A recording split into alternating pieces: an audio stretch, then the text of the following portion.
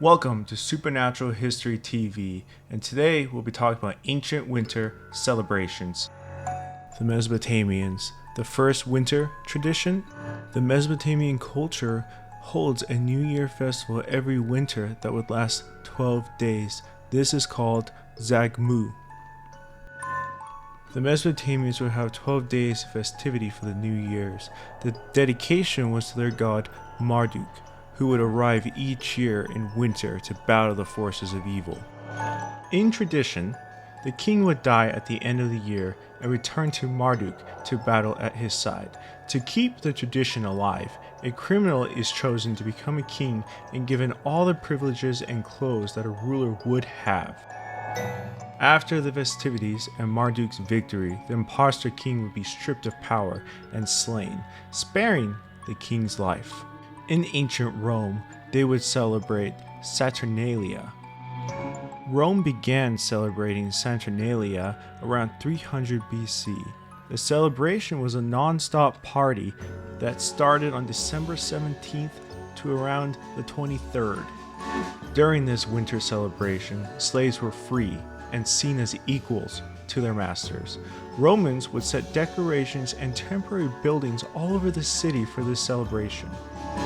On the first day of this festival, in the early morning of the 17th, the people flocked to get a glimpse of his sacrificial bulls to honor and celebrate the harvest god Saturn. The celebration in the city was full of music, people eating, dancing, and gambling. It was common to give unique gifts to family members and unique wax candles to their friends. These candles would be lit signaling good to come from the new year.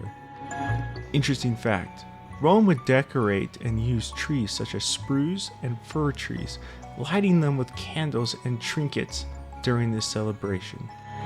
Now moving to the north in their winter celebration, the Yule, also known as the Yuletide or Yule Fest. Yule is estimated to be celebrated as early as the 5th century. Is very popular among the Germanic, Norse, and Anglo-Saxon cultures. Up north, winter was very unforgiving for the people, and Yule was a time to celebrate. The celebration started on December 21st on the winter solstice and ended on the 1st of January. Like other winter celebrations, Yule was a time of festivity that consisted of feasts, singing, dancing, and decorations. This would last for 12 days and nights. A popular tradition for the celebration was to bring large logs of ash into the homes. These logs would be placed into the hearth and set to burn each Yule night. If the logs were to spark, the spark would bring life to a new calf.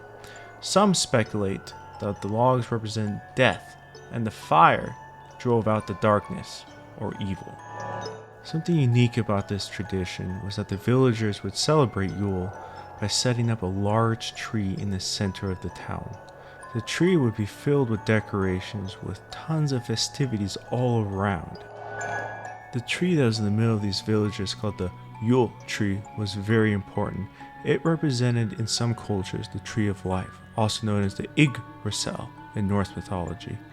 The whole village would decorate the tree with gifts, pinecone berries, and other perishables to appease their gods. The tree was also filled with symbols and symbolic imagery of the gods that they worshipped. Some of the current traditions that we see today can be seen from the past, such as the hanging the mistletoe, the hollies, and the ivy. Holly was used to decorate the house to ward off evil spirits before entering the home. Mistletoe was not used for kissing in the doorway, but instead used to protect the homes. It was hung in the doors to repel thunder, lightning, and even evil spirits. Mistletoe was also believed to be very helpful for women fertility, specifically if they wanted children in that new year. Now that you know more about the old and new traditions, what are your thoughts on the matter? Leave it in the comments below. Remember to like and subscribe and stay tuned for more Supernatural History TV.